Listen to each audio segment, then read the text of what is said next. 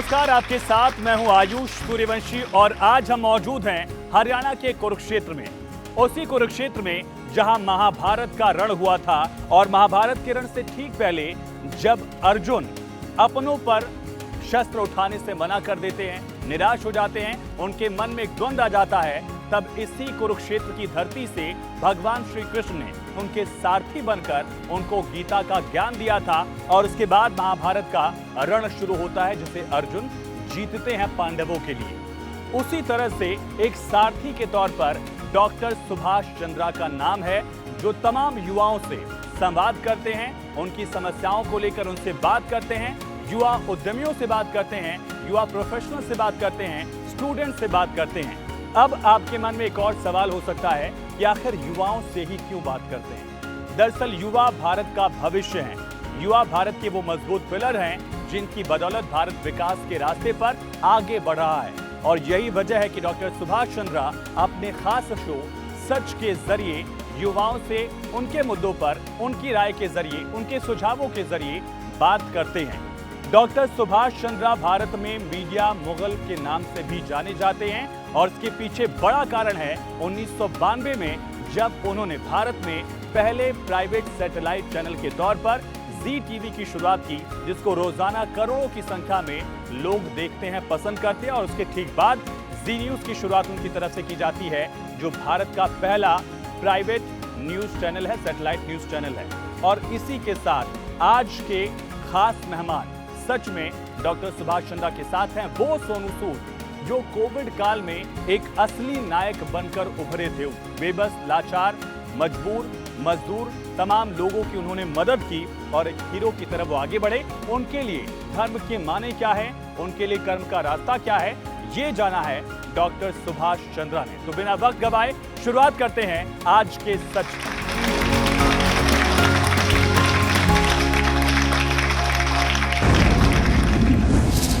जिंदगी के इस सफर में एक ऐसा शब्द जिसके कई रूप सामने आते हैं, धर्म। कभी ये आस्था की शक्ति बनता है, कभी नफरत की दीवार।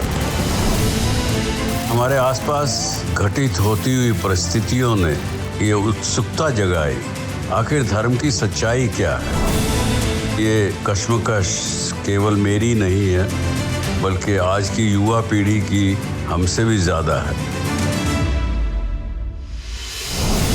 तो क्यों ना हम आज एक ऐसी यात्रा पर चलें। मैं इस यात्रा में आपके साथ राहगीर भी रहूंगा और आपका सारथी भी रहूंगा। तो आइए शुरू करते हैं स्पेशल एडिशन धर्म का सच।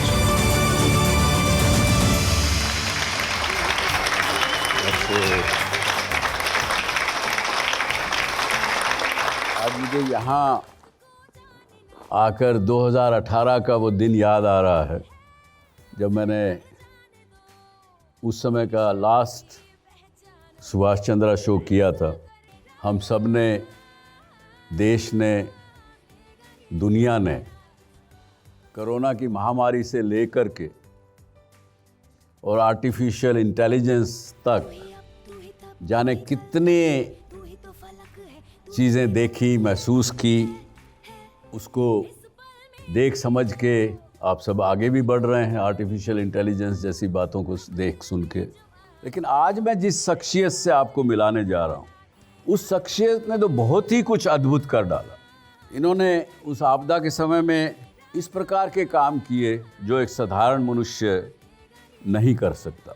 और इनको देखकर मेरे जैसे व्यक्ति को भी ऐसा लगने लगा कि क्या भक्ति, आराधना, पूजा अर्चना ये सब धर्म है, या जो ये व्यक्ति कर रहा है, अपना कर्म कर रहा है, ये कर्म ही धर्म है। ये प्रश्न मन में आया और आता है, आपके भी मन में आया होगा, आज भी आ रहा होगा। तो ये कौन से कर्म हैं जिनको हम करने वाले को कहें कि ये व्यक्ति धार्मिक है, या वो कौन से कर्म हम करते हैं जीवन में जिससे कि हमको कुछ लोग अधार्मिक कहने लगते हैं। कोई और समय गवाए जिस शख्स की मैं बात कर रहा था, जिसने शायद धर्म को सही रूप में परिभाषित कर दिया, यानी धर्म का सही मायने उन्होंने दिखा दिया। ऐसे शख्स को मैं स्टेज पे बुलाना चाहता हूं, लेकिन स्टेज पर बुलाने से पहले आपको एक छोटी सी क्लिप दिखाता हूं। मैं आपके आगे हाथ जोड़ के मेरे बच्चे की खातिर मुझे पैसा दे दीजिए ताकि मेरा बच्चा सही हो जाए। पाँव लगाने का और मदद करने का, ये दोनों पैर खराब है दोनों। आज सर की वजह से अपने पैरों पे खड़ा हो पाया है वो, तो बहुत बहुत धन्यवाद सर। सर जैसे 10 लोग अगर भारत में हो जाएं, हमारे देश में कोई तकलीफ की कोई समस्या नहीं रही। मानवता का निभाया धर्म, पूछा तो बताया अपना कर्म। ये जो कर रहे हैं बहुत अच्छा कर रहे हैं, लोगों से मिलते धर्म का काम कर रहे हैं। रील हीरो से रियल हीरो तक का सफर। मेरा पैर लगवाने के लिए, जो है एकदम चलने के लिए, काम करने के लिए स्टैंड किए हैं, उनको बहुत बहुत धन्यवाद। आज थोड़ा सा चेहरे पे खुशी है, मुस्कान है, ये सब आप ही की वजह से है। वो हर अंदाज में सॉलिड है, वो हर किरदार में सॉलिड है। सोनू सूद। तो दोस्तों, स्वागत कीजिए अपने बीच एक यंग, मोटिवेटिंग, इंस्पायरिंग व्यक्तित्व को। स्वागत सोनू। ऐसे व्यक्तित्व जिसने ये कर दिखाया और देवता के रूप में सोनू सूद लोगों के जहन में उतरे। स्वागत है आपका। सोनू, आज हम यहाँ बैठे सभी लोगों से इस बात से परिचित हैं कि आपने देश के लिए क्या किया, लोगों के लिए क्या किया, अभी भी कर रहे हैं, लगातार कर रहे हैं। बदले में समाज ने आपको भगवान या यूँ कहें कि देवता तक का दर्जा दिया। मेरे पास एक न्यूज़ की क्लिपिंग है, पहले आप ये देखिए। కనులార నిన్ను చూడ మనసున్నది, కనులార నిన్ను చూడ మనసున్నది। इंडिया में एक ही भगवान है, सोनू सूद है। मंदिर में जो हम लोग को जितना खुशी नहीं मिल सकता है, सर का स्टैचू बना के इतना खुशी मिल रहा है। నీ ఒడిలో నా నిధి కొమ్ము పడనీయకు। జై హో సోనూ సూద్, జై హో సోనూ సూద్।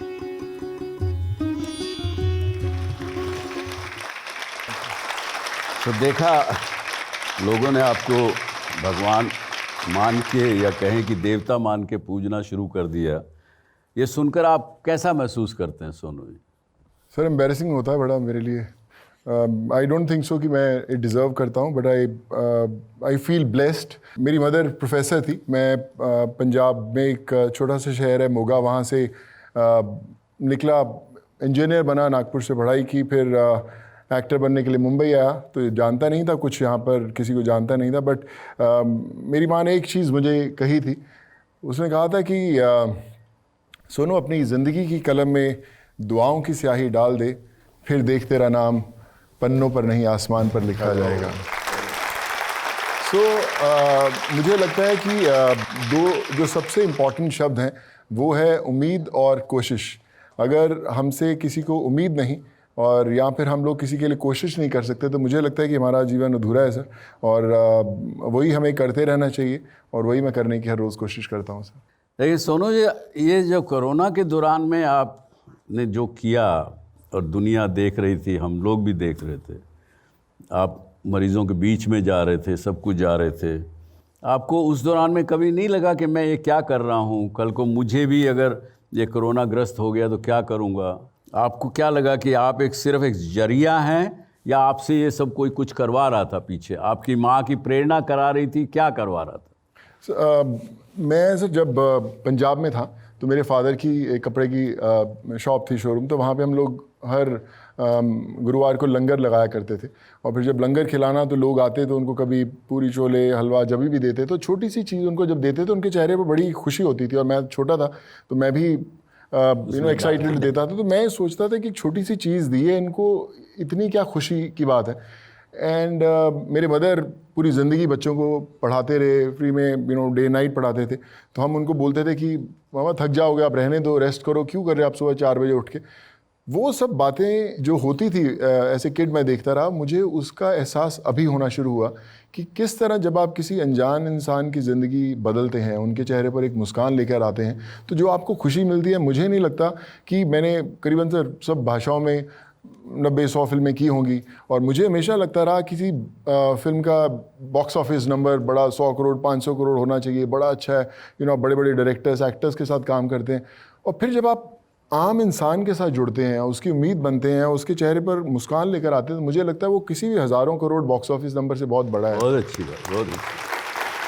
आप लोगों से भी यही कहना चाहता हूँ कि हम लोग इंतज़ार करते हैं कि हम लोग फेमस हो जाएं, बहुत पैसा आ जाए हमारे पास बहुत सारे कनेक्शंस आ जाएं, तब हम लोग ज़िंदगी बदलना शुरू करेंगे। मुझे लगता है कि आप आज भी कर सकते हैं। मेरे घर के बाहर सर एक लड़का है, गुड्डू नाम है उसका, वो पिछले 20 साल से, जब मैं बॉम्बे नहीं आया तो उससे पहले भी वो दूध के पैकेट बांटता है, तो हर दरवाजे पे दूध का पैकेट रखता है, जाता है, आज भी करता है, और दिन में जितना भंगार रद्दी होती है सब करता है, वो लेता है और आसपास की जितनी बिल्डिंग्स हैं उनसे से वो बेच के आता है।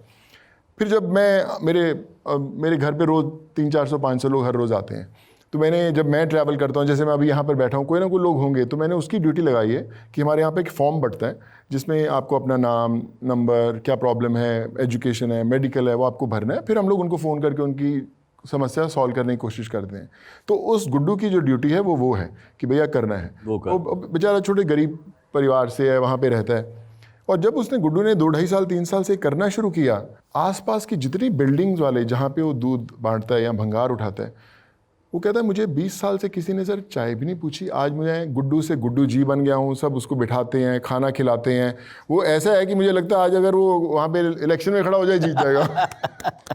तो इतनी उसको इज्जत मिली, और उसके पास कोई पैसे नहीं है, बट एक ज़रिया बना। तो मुझे लगता है कि आप लोग भी जो है, डोंट वेट कि मैं कब कर पाऊँगा, वैसे कनेक्शंस, वैसे डॉट्स जोड़ने की कोशिश करिए जहाँ पर आप ज़रिया बनेंगे, और ख़ुद ब खुद आप देखेंगे कि एक अलग ताकत, एक अलग पावर आपके अंदर आती है जब आप किसी अनजान आदमी के लिए करते हैं। When people used to ask me कि सोनू तू कैसे सब कुछ कर देता है, पूरे इंडिया में तेरा काम चल रहा है, तो आई वुड से कि I never think twice calling somebody I don't know for somebody I don't know. क्योंकि हम लोग हमेशा बोलते हैं यार मैं किसी को फ़ोन करूंगा तो एक बार मैंने काम कर लिया, झिझक होती है, वो आपको कोई झिझक नहीं। मैं अभी भी फ़ोन करता हूँ, मैं 4 दफ़ा फ़ोन, मैंने कोरोना के दौरान कई चीफ मिनिस्टर्स को भी फ़ोन किया जिन बंदों को मैं जानता ही नहीं था उनके लिए, और वो बोलते थे यार तो मतलब ये फ़ोन कर रहा है और करवा रहा है और काम हुए भी। तो सर वही मैं आज भी कोशिश करता हूँ और करता रहूँगा सर। सोनू, ये आप जो अभिनय में इतने व्यस्त रहते हैं, व्यस्तता है, प्रोड्यूसर डायरेक्टर वो हैं, वो आपका समय मांगते हैं, समय पे आपसे काम कराना चाहते हैं, उस पर देर भी हो जाती होगी, और फिर भी ये समय कैसे निकाल लेते हैं सर? मैं परमार्थ के लिए समय निकालना बहुत से लोगों की मतलब वो लास्ट प्रायोरिटी होती है। करना सब चाहते हैं जी, लेकिन वो लास्ट प्रायोरिटी होती है। आपने उसको मुझे लगता है पहली प्रायोरिटी बना के रखा हुआ। सर बिल्कुल, मुझे महसूस होता है कि ये जो giving back to the society है ना, बड़ा शॉर्ट लिव्ड रहता है। जैसे मैं अभी आपसे 1 घंटा बात करूंगा तो आप बड़े चार्ज हो जाओगे, आप घर जाकर कहोगे यार मुझे भी करना है, I also need to do this. फिर आप कल थोड़े से बिजी हो जाओगे, परसों किसी का बर्थडे आएगा और बिजी हो जाओगे। धीरे धीरे 1 हफ्ते 10 दिन बाद देखोगे कहीं ना कहीं वो चीज़ जो फेड आउट होनी शुरू हो जाती है और कहीं वो बैक सीट पर चले जाते हैं। जो जर्नी शुरू की है कहीं बीच में रुकना नहीं चाहिए, और उसी की कोशिश करते हैं सर। बहुत अच्छा, बहुत अच्छा। सो मैं आपसे भी सर ये सवाल पूछना चाहता हूँ, तो आप तो मेरे से भी ज़्यादा बिजी रहते हैं, फिर आपके अंदर कहाँ से वो जुनून, कहाँ से वो प्रेरणा आती है कि मुझे ज़िंदगी बदलनी है, मुझे इन लोगों को इंस्पायर करना है? तो आपकी प्रेरणा जो है आपको कहाँ से मिलती है सर? वो देखिए, जब जी टीवी का आरंभ हुआ उस समय में आप भी देख ही रहे थे, तब भी बहुत लोगों ने कहा कि ये तो चलने वाला नहीं है, भारत में टेलीविज़न चैनल चलाना बहुत कठिन काम है, और कानूनी अड़चनें इतनी थी, बहुत थी। खैर जैसे भी शुरू हुआ, देखिए शुरू में आज भी हमारे गोडाउन में करीब 7 करोड़ चिट्ठियाँ पड़ी हुई हैं, पोस्ट कार्ड हमने संभाल के रखे हैं। लोग उस समय में 92 में, उस समय इंटरनेट का ज़माना शुरू हो ही रहा था, लोग चिट्ठियाँ लिखते थे। लोगों ने जी टीवी की ओनरशिप ले ली थी, और मुझे कहीं हॉलैंड से कोई चिट्ठी आ रही है, कोई अमेरिका से चिट्ठी। एक हॉलैंड से एक महिला की चिट्ठी आई कि साहब मुझे तो डॉक्टरों ने कैंसर पेशेंट डिक्लेयर करके और ये कह दिया था कि 3 महीने में तुम मर जाओगे। लेकिन मुझे कुदरती एक दिन टेलीविज़न पे मुझे दिखा कि ZTV नाम का कोई हिंदुस्तान का चैनल है। मैंने जब से देखना शुरू किया मेरा कैंसर ख़त्म हो गया। क्या बात है। मैं ज़िंदा हूँ, अभी 2 साल हो गए। तो लोगों ने प्रेरणा दी जी, और चैनल बड़ा चला, कंपनी बहुत अच्छी चली, आज भी बढ़िया चल रही है। आज भी 150 करोड़ लोग ZTV को रोज़ देखते हैं, देश में विदेशों में।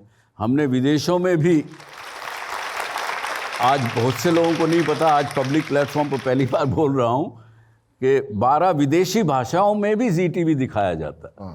उसके बाद मैंने कहा बहुत हो गया, अब कुछ करो। तो ये शो जो चालू हुआ, इससे भी जो लोगों ने इसको प्यार दिया, मुझे प्यार दिया, इसके माध्यम से बहुत ही ऐसा था जिसका कोई बयान मैं नहीं कर सकता।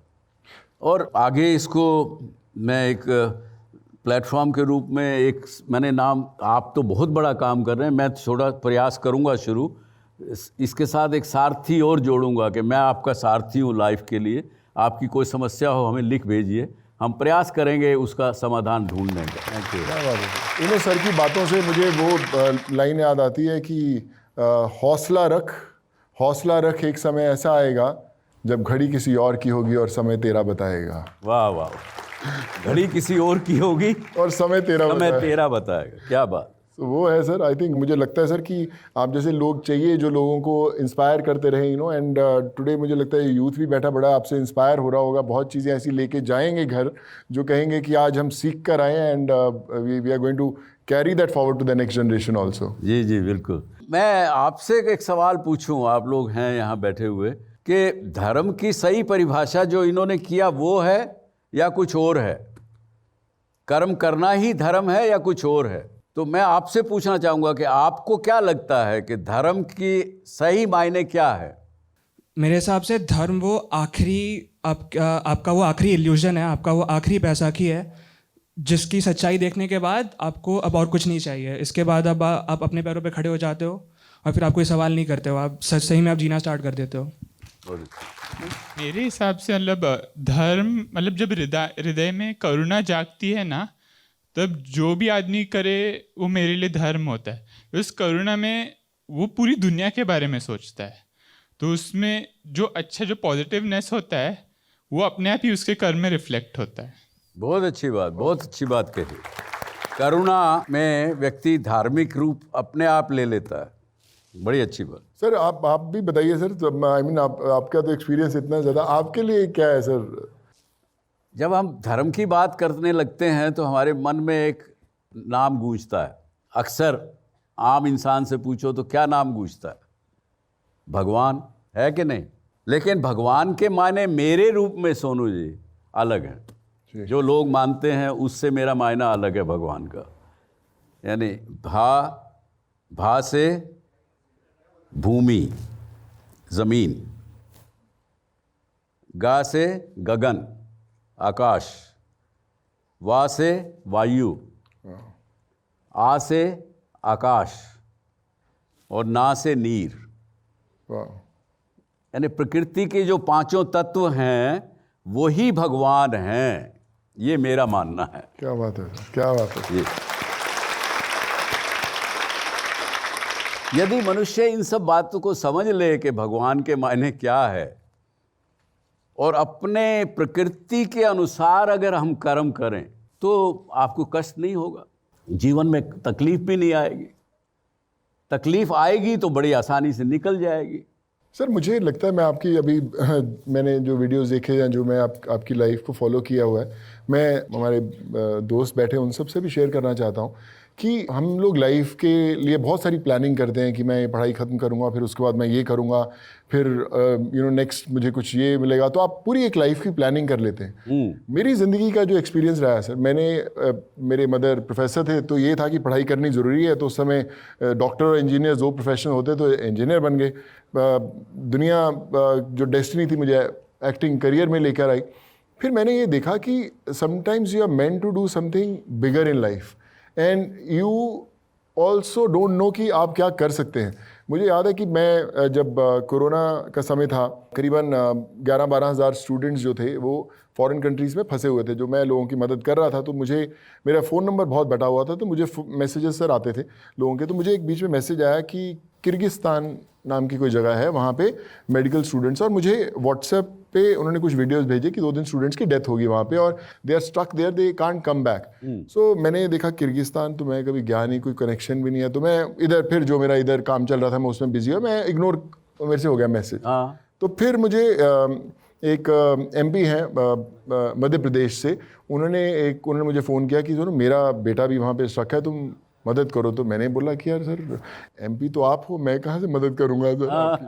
कहते नहीं आपकी आवाज़ सुनी जाएगी, आप कुछ करो। सो मैंने सर अपना ढूंढना शुरू किया, होमवर्क करना शुरू किया। तो मैंने फ़्लाइट की परमिशन ले ली कि किर्गिस्तान जाके मैं फ़्लाइट लैंड करवा लूँगा और वहाँ से निकाल के ले आऊँगा स्टूडेंट्स।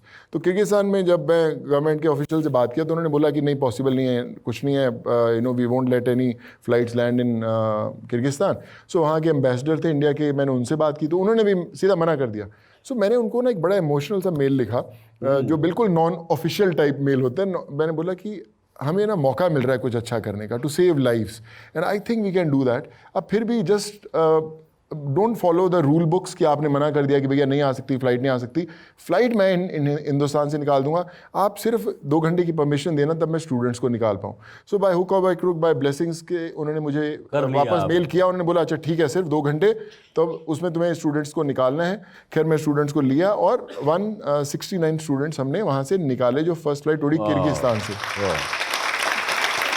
और सर जो किर्गिस्तान से फ़्लाइट उड़ी, तो Kyrgyzstan, Kazakhstan, Uzbekistan, Georgia, Philippines, Russia, तो इन 6 कंट्रीज से 11-11.5 हज़ार जो स्टूडेंट थे सब आपस में कनेक्टेड थे। सब ने ग्रुप्स बनाने शुरू कर दिए, मुझे बना दिया, ग्रुप का एंटर कर दिया, और धड़ धड़ मैसेज, हज़ारों की मैसेज। मैं कह फ़ोन में क्या हो गया? तो मैंने उनको बोला कि सर मैं पॉसिबल नहीं हूँ इतने लाखों स्टूडेंट से कर पाऊँ, हज़ारों से, तो आप हर एक कंट्री का एक 2-2 मुझे लीडर्स बना के दो। तो सब ने उस कंट्री के लीडर्स बने, और फिर आप विश्वास नहीं करेंगे सर, जिन कंट्रीज़ में मैं आज तक गया नहीं, वहाँ सब फ्लाइट्स गई, वहाँ से सब स्टूडेंट्स को निकाल पाए, और कैसे कर पाए आज तक मुझे पता नहीं चला। आज भी पता नहीं। सो आई थिंक मुझे लगता है कि वो हमारा धर्म था जो हमसे वो करवा गया, और आज भी बहुत सारे लोग आज भी मेरे साथ टच में हैं जो उस दौरान मेरे उस जर्नी में जुड़े थे, और मुझे लगता है वही धर्म आज हमसे कर्म करवाता जा रहा है। ये बहुत बड़ी बात कही आपने। देखिए धर्म, जो उस भाई ने कहा करुणा आपके अंदर जागी, तो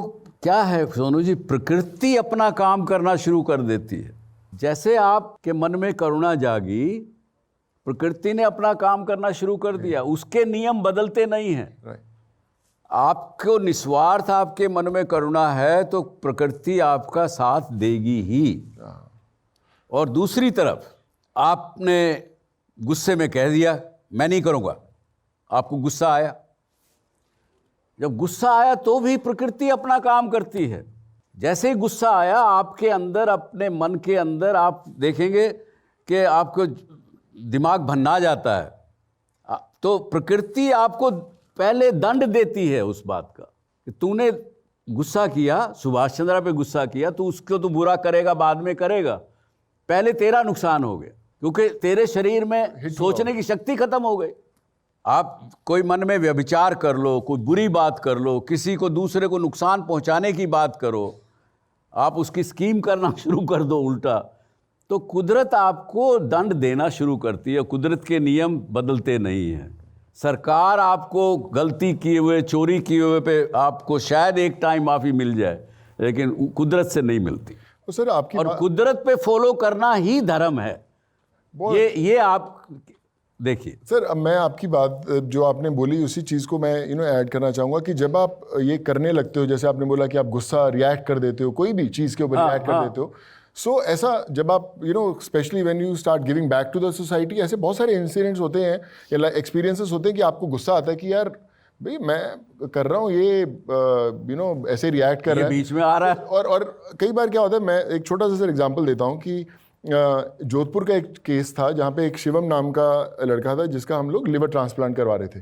तो 8 साल उस लड़के की उम्र थी और उसके मदर फादर ने 1.5 लाख रुपए इकट्ठा किए हुए थे, और हमने बोले कि यार किसी के थ्रू एंड थ्रू मेरे पास आया कि इसको बचाओ, तो मैंने अपोलो हॉस्पिटल हैदराबाद में बात किया।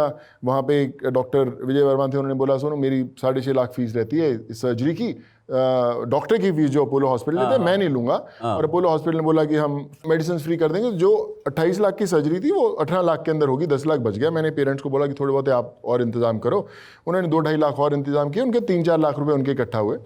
मैंने CM ऑफिस में बात करके 10 लाख करवा दिया। मैं कैसे आप करना है, तो बाकी जो 4 लाख थे मैंने हॉस्पिटल में दिए, सर्जरी होगी, बच्चा बच गया, घर चले गया वापस। जब 1 महीने बाद मुझे बिल आने शुरू हुए तो उसमें देखा उसमें 14 लाख का बिल मेरे पास आया हुआ है। मैंने बोला 10 लाख तो CM ऑफिस से आया था, ये क्यों नहीं है? मैंने फ़ोन करके पूछा तो गलती से क्या हुआ कि जो 10 लाख CM ऑफिस ने हॉस्पिटल में देना था अपोलो हॉस्पिटल में, उन्होंने माँ बाप को दे दिया। तो जब माँ बाप को दे दिया तो मैंने फ़ोन किया उनको, यार वो आप प्लीज़ वो 10 लाख जरा हॉस्पिटल में जमा कर दें। तो कहते सर वो भी बच्चा भी तो बड़ा करना है ना हमें। देखिए मैंने बोला बच्चा बड़ा करना है और वो बच्चा बचा है तो उसको भर तो दो हॉस्पिटल में। कहते नहीं सर वो तो हमारे खर्च हो गए। अरे सो जो लड़के ने, जिसने जोधपुर वाले ने मुझे रिकमेंड किया था कि इसको बड़ा गुस्सा, सर ऐसे इन लोगों की मदद ही नहीं करनी चाहिए, सोनू भाई आप छोड़ो यार, ये ऐसे ही मरते ही अच्छे हो। तो मैंने बोला यार ये हमारा टेस्टिंग वाटर्स है, अब यहाँ तो आज हम यहाँ से बंद कर दें मदद करनी, यहाँ फिर चालू रखें यहाँ से। सो हम चालू करते गए सर। उसके बाद आज बड़े बड़े हॉस्पिटल्स में मैं उनका ब्रांड एम्बेसडर हूँ।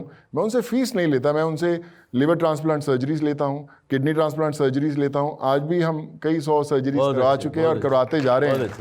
सो आई थिंक ये जो आपने बात की सर, ये याद रखने वाली बात है कि जब आप मदद करेंगे भी तो बहुत सारे ऐसे इंसिडेंट्स आएंगे जब आपको लगेगा कि नहीं बॉस ये मुझे नहीं करना, क्योंकि आप 1000 दफ़ा मदद करोगे तो लोग शायद याद ना रखें, लेकिन जिस दिन आपने एक बार मदद नहीं की वो लोग हमेशा याद रखेंगे। So please keep on doing the good work. बड़ी बात। तो मुझे पूरा यकीन हुआ कि इस व्यक्ति को कभी अहंकार नहीं होगा जो ये काम कर रहा है, जो लोगों की मदद कर रहा है। नहीं तो क्या है, मैंने आपके लिए छोटी सी एक वो किसी की लिखी हुई है, कोई गाते हैं, मैं वही बताता हूँ और गाने का प्रयास करूँगा। गाना मुझे आता नहीं है, लेकिन वो क्या कहता है, मत कर माया को अहंकार, मत कर काया को अभिमान। मतलब आपके पास माया है उसका अहंकार मत कर, आपकी काया सुंदर है उसका अहंकार मत कर। मत कर माया को अहंकार, मत कर काया को अभिमान। कायागार से काची, कायागार से काची, जैसे ओसरा मोती। जैसे पानी जब ओस में गिरता है तो मोती बन जाता है ना, तो वो कहते कायागार से काची, जैसे ओसरा मोती। झोंका पवन का लग जाए, झपका पवन का लग जाए, काया धूल हो जासी। काया धूल हो जाएगी। तो अहंकार नहीं करना जीवन में। क्या बात, सुपर। तो दोस्तों प्रकृति की बात पे वापस आते हैं। जैसे मैंने कहा कि प्रकृति अपना काम करती है और प्रकृति ही मेरी समझ से धर्म है। मुझे लगता है कि सर हम हमेशा आजकल धर्म की परिभाषा लोगों ने बदल दी है। सोशल मीडिया पे इतनी चीज़ें देखते हैं, लोगों ने बदल दिया है। जब हम किसी और की ज़िंदगी बदलने लगते हैं तो ऊपर वाला फिर आपकी ज़िंदगी बदलने बदलता है। वो आपको बताना शुरू करता है कि आपको कैसे करना है, क्या करना है, और आपको एक्चुअल बताता है कि आपका धर्म क्या है। सो मुझे लगता है कि अपने आप को लिमिट ना करें कभी। You never know what you are destined to do it. बहुत अच्छी बात। तो अभी जैसा आपने बड़ी अच्छी बात सोनू जी ने कही कि जब आप परोपकार करते हो तो धर्म भी आपका साथ देता है, कुदरत भी साथ देती है। लेकिन थोड़ा कठिन सा प्रश्न मुझे लगता है, शायद आप अगर नहीं बताना चाहें तो मत बताइएगा, बताना चाहें तो बताइए। हमारे देश में धर्म की परिभाषा जो शास्त्रों में लिखी है, हमने पढ़ी है, वेदों में लिखी है, पढ़ी है, सब ने लिखा कि धर्म सनातन है। यानी सनातन से उनका अर्थ क्या था, जब से सृष्टि की रचना हुई, जब से धरती ठंडी होकर आग के गोले से ठंडी होकर के धरती बनी, इसके ऊपर जीव जंतु आए, ये सब आए, तब से धर्म की जो परिभाषा थी वो तब भी थी, आज भी है और आगे आने वाले हजारों लाखों वर्ष भी रहेगी, जब तक सृष्टि रहेगी। वो उसको सनातन धर्म कहा। लेकिन हम लोगों ने पिछले 100, 200, 400 वर्षों में इस देश में कहीं कुछ गलतियां हुई। हमने केवल मंदिर में जा कर के भगवान की पूजा अर्चना करने को, प्रार्थना की धारा करने को, उसको ही सनातन धर्म बना दिया। इसमें क्या कहेंगे आप? सर बिल्कुल, आई थिंक आपके सवाल के अंदर ही जवाब है कि हम लोग कहीं ना कहीं भटक गए सर। सोशल मीडिया तो आई अपने पास, उसने बड़ी चीज़ें आसान भी की, लेकिन कहीं ना कहीं हमें करप्ट भी करना शुरू कर दिया कि भैया हम लोग देखने लगे और फिर किसी ने कोई चीज़ बोली, बयानबाजी की, फिर हमारे जहन के अंदर घुस गया और कुछ लोगों ने उसको फॉलो भी करना शुरू किया। सो मुझे लगता है कि जो आपने कही बात की, जब इस सृष्टि की रचना हुई होगी या जो भी हमें करने के लिए यहाँ पे भेजा गया, जिस दिन हम वहाँ से भटक जाते हैं, वहाँ से हम लोग अपना मकसद को छोड़ देते हैं, तो आई थिंक हम धर्म से भी बहुत परे हो जाते हैं। धर्म से भी परे हो जाते हैं और कर्म से भी परे हो जाते हैं। फिर तो आप जितने भी मंदिर जाएं, मस्जिदें जाएं, तो मुझे नहीं लगता कि आपको उसका फल मिल सकता है जब तक आप परोपकार नहीं करें लोगों की। जी हाँ, ये भी कहा कि नर की सेवा ही नारायण की सेवा है। ये भी लिखा है 100%। सर मैंने एक्सपीरियंस किया है। मैं आपको बताता हूँ कि जब मैं फेमस थोड़ा सा एक्टर बने, साउथ की फिल्में की, तो मेरे पास मेरे जो मैनेजर थे, मैं उनको हमेशा बोला करता था, अरे यार फिल्म तो बड़ी कर रहे हैं ना, कुछ ब्रांड्स वगैरह आने चाहिए हमारे पास, तो इतने ब्रांड्स लोग करते हैं, एड्स करते हैं, होनी चाहिए। कहता हाँ मैं भाई कर रहा हूँ ट्राई, पर वो क्या आते हैं ना, कई बार हमारे ब्रांड्स बोलते हैं कि सोनू ना कई बार नेगेटिव रोल्स बड़े कमाल के करता है, उसकी इमेज थोड़ी सी नेगेटिव वाली हो जाती है, तो फिर हमारे ब्रांड्स में सूट नहीं करता। मैं कहा अच्छा बेटा कोई बात नहीं है, आने दे मेरा टाइम। और फिर जब कोरोना आया तो जितने ब्रांड्स पिछले 18-19 सालों में हों, मैंने सारे साइन किए।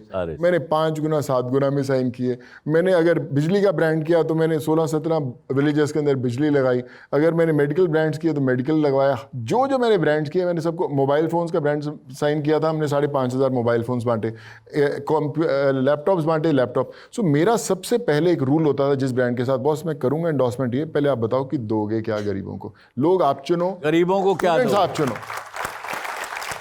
तो शुरू में मुझे थोड़ी दिक्कत भी आई, तो कई कॉर्पोरेट नो हमारे सिस्टम में ऐसा नहीं है, because we are corporate and we can't do this and all. तो मैं कोई बात नहीं, फिर थोड़ा बाद में करते। तो उन्होंने बोला यार ये तो कुछ सिस्टम बैठ नहीं। मैंने बोला कि जब आप नहीं मैं देने को रेडी हूँ, मेरा पूरा दे दो आप। हाँ, आप भी उतना ब्रांड की, मेरे ब्रांड एम्बेसडर की फीस तो मैं सारी देने को, छोड़ने को तैयार हूं। फिर आप क्यों नहीं देते? और तुम देने को तैयार नहीं। फिर धीरे धीरे सर वो सिस्टम बना भी, और आज जितने भी मैं ब्रांड्स करता हूँ या लोगों के साथ करता हूँ, दे नो कि अगर जाएंगे इसके पास तो भैया कहीं ना कहीं दिलवाएगा जरूर। बहुत अच्छी बात, बहुत अच्छी बात। मेरा ये सवाल है कि आपने ये जो सब सेवा किए हैं, तो आपको क्यों नहीं लगता कि आप ये डिजर्व करते हैं?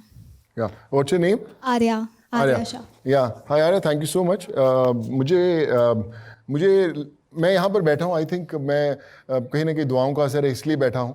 मैंने जब ये करना शुरू किया, मुझे पता नहीं था कि इसका रिजल्ट क्या होगा। मुझे अच्छा लगता गया लोगों को हंसते हुए देख के, ज़िंदगियां बचाते हुए देख के, उनको घर भेजते हुए।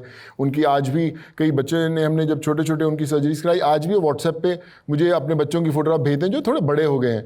मेरे पास अगर आप मोबाइल में, फ़ोन में डालोगे, अगर आप लिवर दबाओगे तो 300 लिवर खुल जाएंगे। कोई liver transplant 1, liver transplant 2, migrant दबाओगे, migrant Bihar 1, migrant Bihar 2, migrant UP, तो ऐसे नाम सारे सेव्ड हैं। और जब वो लोगों से मैं कभी मिला नहीं हूँ, या शायद मिला हूँगा, या कभी मिलूंगा भी नहीं, लेकिन जब वो मुझे भेजते हैं, मैसेज भेजते हैं, that gives me an energy कि मैंने जो किया सही किया। And I was the blessed one कि भगवान ने मुझे वो शक्ति, वो विजन दिया कि मैं कर पाया। सर मुझे पूछना था कि आपने बहुत लोगों के लिए बहुत कुछ किया है उनके लिए, तो has there ever been a moment that someone has come up to you and said कि सर आपने हमारे लिए किया है, हम आपके लिए कुछ करना चाहते हैं? नहीं, I feel that every single day. मैं जब भी आता हूँ, बड़े सारे लोग कुछ आर्ट वर्क बना के लेके आते हैं, कुछ पेंटिंग्स बना के लेके आते हैं, कोई पैदल चल के इतनी दूर झारखंड, बिहार, यूपी, बिहार से आते हैं, कोई साइकिल से आते हैं। सो आई थिंक वो जो जेस्चर है, वो that also becomes kind of a chain that makes the whole thing happen. It's not कि मैं अकेला कर पा रहा हूँ, वो भी कहीं पे हिस्सा है जो मेरा कर कुदरत पाते साथ साथ रिवार्ड करती है साहब। बिल्कुल सर, बिल्कुल। तो कहूँगा कि ये जो आज ये मंच है, यही सबसे बड़ी चीज़ है सर, बताने के लिए, जागरूक करने के लिए कि क्या धर्म है, क्या आपके कर्म होने चाहिए, कैसे करना चाहिए। एंड आपने जो इतने सालों से सर ये शोज़ किए, एंड आई थिंक कहीं ना कहीं वो सीड आपने हर शो के ज़रिए दिया ज़रूर है कि कैसे आप मोटिवेट कर सकते हैं, कैसे आप अपने धर्म का, कर्म का कैसे पालन कर सकते हैं, और आज भी कर रहे हैं। मैं अभी रियलाइज़ करता हूँ बात करते करते, या जिन स्टूडेंट से बात किया या जो मैं लोगों को सुन रहा हूँ, कि हमारे डीएनए के अंदर है वो धर्म, हमारे सिस्टम के अंदर है, और किस तरह हम उसे इस्तेमाल करते हैं, किस तरह यूज़ करते हैं, किस तरह फॉलो करते हैं, किस तरह हम लोगों तक उस मैसेज को देते हैं, वही हमारा कर्म है, वही हमारा धर्म है। और आई थिंक ये जो आज भी आप कैसे उसको उजागर करते हैं, निकाल के बाहर कैसे लाते हैं, राइट, कैसे बाहर लाएं उसको, ये एक बड़ा विषय है कि किस प्रकार से उसको बाहर लाएं। इस व्यक्ति ने धर्म की परिभाषा को एक नया आयाम दिया। परमार्थ करना, दूसरे की सेवा करना, गरीब की सेवा करना, ये भी एक धर्म है। इसलिए हमने इनसे शुरुआत की। एक बात कह के मैं सोनू जी आज की इस बात को यहाँ विराम दूंगा कि मैंने ये खुद स्वयं एक्सपीरियंस किया है कि आज के युवा बड़े समझदार, बड़े इनके पास नॉलेज है, इनको इन्फॉर्मेशन इनके टिप्स पर है। हम लोगों के समय में वो इतनी इन्फॉर्मेशन नहीं होती थी, आपके समय में तो फिर भी होती थी, आप यंग हैं। तो मुझे कई बार जो प्रश्न पूछा गया जवाब नहीं पता होता था उसका, लेकिन क्योंकि यहाँ इस मंच पे खड़ा हूँ, तो जब तक मैं क्वेश्चन सुनता हूँ तब तक कहाँ से वो जवाब उसका आ जाता है मुझे खुद को नहीं पता, और मैं वो मुंह से बोल देता हूँ, वो जवाब सही निकलता है।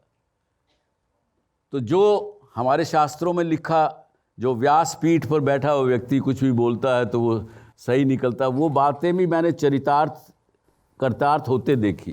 Thank you very much, thank you very much, बहुत अच्छा लगा, थैंक यू। इसको पढ़ के बताऊँ मैं पूरी निष्ठा के साथ अपने धर्म का पालन करूँगा और आप लोगों के बीच धर्म के सही मायने तलाशने की पूरी कोशिश करूँगा। मैं समाज में फैले अंधविश्वासों, आडंबरों, कुरीतियों के विषय में क्या सही क्या गलत, उस पर चर्चा करूँगा ताकि समाज को एक बेहतर दिशा मिले और वो अपने निर्णय स्वयं ले सकें, इसका भरसक प्रयास करूँगा।